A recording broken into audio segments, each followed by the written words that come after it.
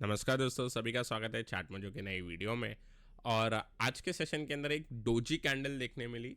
और अगर हम थोड़ा छोटे टाइम फ्रेम में जाते हैं, कहीं ना कहीं अगर हम 15 टाइम फ्रेम में जाएंगे तो एक ब्रॉडनिंग स्ट्रक्चर कुछ बनते हुए दिखाई दे रहा है निफ्टी के ऊपर। अब दोस्तों, लास्ट सेशन के अंदर हम वीडियो बना नहीं पाए थे बाय द वे, बट वो एक डोजी वाला ही सेशन था। आज का अगर मैं दिन देखता हूं तो आज भी एक डोजी वाला सेशन है, जहां पे हम ओपन हुए थे कहीं ना कहीं वहां पे आके क्लोज हो गए। अब नीचे के साइड ज़्यादा से ज़्यादा एक 70-80 पॉइंट्स, 100 पॉइंट मैक्स ये ब्रॉडनिंग स्ट्रक्चर के अंदर लगता है। और ऊपर के साइड मेजर लेवल क्या निकल के आता है, 25,130। अगर 25,130 निकलता है निफ्टी पे तो मेरे हिसाब से एक अच्छा अपसाइड मूव की शुरुआत होनी चाहिए। अभी निफ्टी आईटी ने आज काफ़ी ज़्यादा कंट्रीब्यूट किया, तो निफ्टी आईटी क्लियरली लीड कर रहा था। उसमें से एक काउंटर हमने देखा है, एक कप एंड हैंडल का पैटर्न बनाया है, उसके बारे में हम डिस्कस करेंगे। लेकिन यहाँ पे अगर कल निफ्टी आईटी चलता है और निफ्टी बैंक भी थोड़ा साथ दे दे, रिलायंस की एजीएम है तो रिलायंस के ऊपर काफ़ी ज़्यादा प्राइस एक्शन बन सकता है, न्यूज़ फ्लो बन सकता है ड्यूरिंग द एजीएम।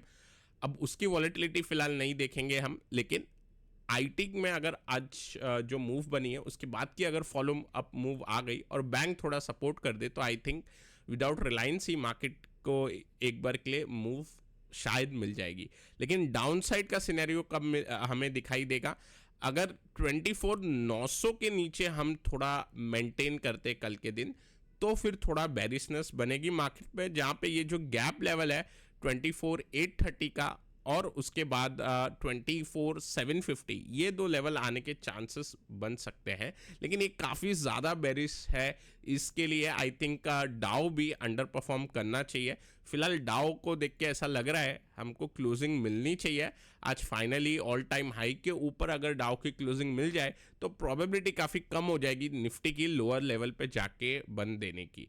इसका मतलब बायस जो है वो अगेन पॉजिटिव ही रहेगा।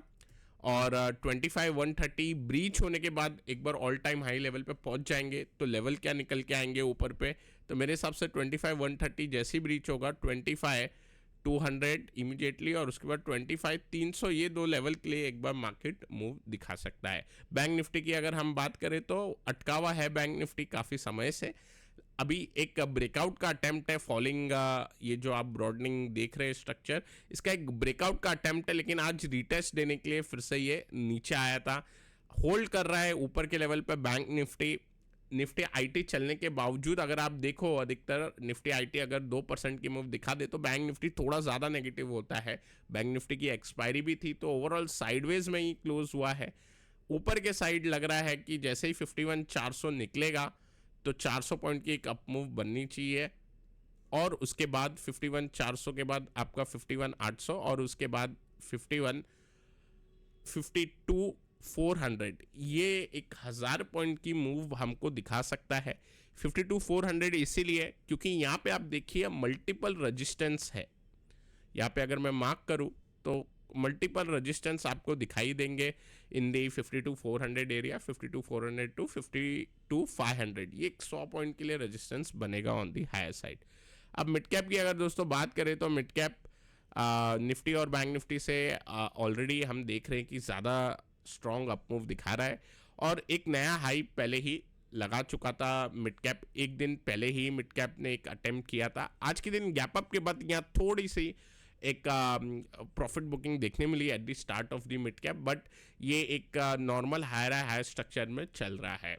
अब दोस्तों यहाँ पे बायस जो रहेगा वो 60,000 की तरफ रहेगा। अगेन एक साइकोलॉजिकल लेवल है तो 60,000 पे मेरे हिसाब से मिड कैप को एक मूव दिखानी चाहिए आने वाले सेशन में। तो बायस जो है पॉजिटिव ही बना के चले। बॉन्ड यील्ड की तरफ अगर देखोगे तो एक साइडवेज वाला बिहेवियर है, और डॉलर इंडेक्स जो गिरा है उससे मार्केट में ही सभी अगर हम देखें खासकर डाउ को तो बिल्कुल डॉलर इंडेक्स के अपोजिट वाली एक अप मूव दिखाई देती है डाउ के अंदर।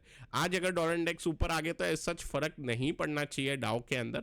ऑलरेडी मार्केट ने ये फैक्टर कर रखा है कि डॉलर और थोड़ा वीक होगा आगे आने वाले कुछ सेशन के अंदर। अब दोस्तों ब्रेंट जो है वो एक साइडवेज स्ट्रक्चर में है, और अब यहाँ पे चॉपी मूव स्टार्ट हो गई है ब्रेंट के अंदर। न्यूज़ फ्लो के हिसाब से ब्रेंट ऐसा लग रहा था 82 तक जाएगा, लेकिन ये फिर से नीचे आके एक लोअर लेवल पे 77 76 के अराउंड जाने की एक बार कोशिश कर रहा है। अभी दोस्तों गोल्ड और सिल्वर पे अगर हम देखते हैं तो गोल्ड ऑल टाइम हाई पे है और सिल्वर जो है वो गोल्ड की तरह ही एग्जैक्ट प्राइस एक्शन पैटर्न बना रहा है। अगर हम देखते हैं इन दी लास्ट 2 वीक का जो ये प्राइस एक्शन है गोल्ड का, उसी तरीके से सिल्वर के अंदर भी बिहेवियर दिखाई दे रहा है। अब दोस्तों काउंटर के ऊपर चलते हैं। काउंटर में विप्रो की बात करेंगे जो कि एक कप एंड हैंडल पैटर्न बना रहा है। वॉल्यूम आज देखने मिली, एक चार्ट स्ट्रक्चर काफ़ी क्लियर है, इनवर्स एचएनएस टाइप स्ट्रक्चर है, लेकिन ये कप एंड हैंडल के लिए क्वालिफाई ज़्यादा अच्छे से कर रहा है। तो एक कप आपको यहाँ पे दिखाई देगा जहाँ पे वॉल्यूम भी कम थी, और जैसे ही इसके अंदर फिर रैली बनना स्टार्ट हुई हम देख सकते हैं कि वॉल्यूम जो है वो भी बढ़ के आई है। आज के दिन खासकर वॉल्यूम के साथ ब्रेकआउट मिला है, 2x ऑफ एवरेज वॉल्यूम है नॉर्मल वॉल्यूम के सामने, और ब्रेकआउट का जो अब इम्पोर्टेंट लेवल बनेगा वो आपका बन जाएगा 540 का, लेकिन 538.5 भी हम इसका जो आज का हाई है उसको मार्क कर सकते हैं। तो 538.5 के ऊपर अगर विप्रो जाएगा तो मेरे हिसाब से जो गैप फिल का अटेम्प्ट है, जो रह गया है गैप भरना ऊपर का, वहाँ तक एक बार जर्नी कर सकता है। तो 558 या 557 हम यहाँ पे एक्सपेक्ट करेंगे अगर ब्रेकआउट हुआ तो 557 एक बार के लिए अपसाइड की मूव आएगी। और बाकी आईटी अगर हम देखते हैं काउंटर तो सारे ही अब तेजी में ही है। आई थिंक यहाँ पे chart structure price action wise अच्छा बना है, तो यहाँ पे भी हमको एक बार के लिए मूव दिखाई देनी चाहिए। अभी बायस जो है मार्केट के लिए वो पॉजिटिव रहेगा, और पॉजिटिव के साथ अगर कोई डाउनफॉल देखने मिलता है डाउ के कारण, तो डाउन साइड में ज़्यादा से ज़्यादा 100 पॉइंट एक ब्रॉडनिंग के लोअर सपोर्ट पे। वर्स्ट के सिनेरियो रहेगा अगर हम 900 के नीचे 900 के नीचे जाके ट्रेड करना चालू करें। अभी एक दो और अपडेट मैं दे देता हूँ। जैसे एक लूप इन काउंटर था, हम डिस्कस कर रहे थे मल्टी ईयर ब्रेकआउट के, जब हम पॉइंट डिस्कस कर रहे थे तो लूप इन ने यहाँ पे मल्टी ईयर ब्रेकआउट दे दिया है। वीकली चार्ट पे अगर आप देखोगे तो आपको यहाँ पे दिखाई देगा कि काफ़ी पुराना ये जो हाई था उसके ऊपर जाके क्लोज हो गया है, वो एक अच्छी बात है। तो हम यहाँ पे डिस्कस कर रहे थे फ्लैग और पेनेंट पैटर्न यहाँ पे बनते हुए देखा था। उसके बाद जिलेट भी हम डिस्कस कर रहे थे, वेज पैटर्न का ब्रेकआउट था और ऑलमोस्ट 9,250 के आसपास गया। उसके बाद हम देखें तो थोड़ा बहुत ये साइडवेज चले गया, लेकिन ऑलमोस्ट अगर हम देखें तो टारगेट के 80% ऑफ दी पोल तक इसने जर्नी कवर करी। उसके बाद अगर हम देखते हैं काउंटर के अंदर, तो लास्ट मंडे के दिन जो हम काउंटर एक बार डिस्कस कर रहे थे वो था आइनॉक्स विंड। तो आइनॉक्स विंड के अंदर बुल पेनेंट पैटर्न था जो हमने स्टडी किया था चार्ट पे।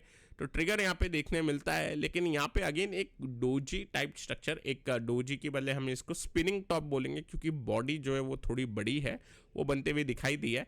आई थिंक ये जो हाई का लेवल है वो एग्जैक्ट मैच करता है 237 या 238 ले लीजिए इसको। नेक्स्ट टाइम 238 के ऊपर अगर जाएगा तो आई थिंक फिर फाइनली एक बार व्यू बनेगा फर्दर अपसाइड का, क्योंकि ब्रेकआउट तो इसके अंदर ट्रिगर हुआ है, एक पैलेंट स्ट्रक्चर है अच्छा खासा। आई थिंक मार्केट अगर मूव दे बाकी तो ये भी काउंटर ज़रूर मूव दिखा सकता है इन द सेम डायरेक्शन।